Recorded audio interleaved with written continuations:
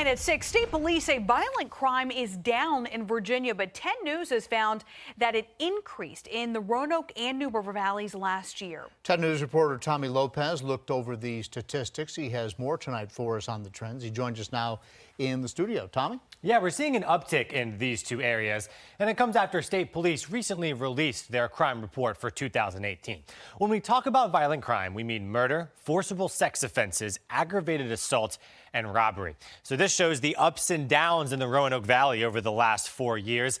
Violent crime increased 12.5% from 2018 from 2017, and you can see it is still higher than that uptick in 2016. In the New River Valley, there was an increase in violent crime of 10.5% from 2017. There was also an uptick in the NRV in 2016. Statewide, violent crime decreased slightly by 2% from 2017, and state police say the number of homicides dropped 14% last year.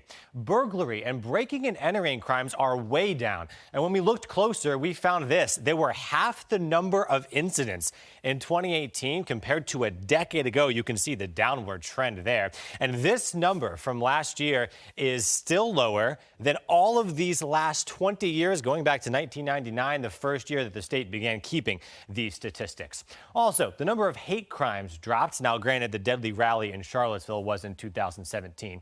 And drug offenses increased for the third straight year. In the studio, I'm Tommy Lopez, 10 News, working for you.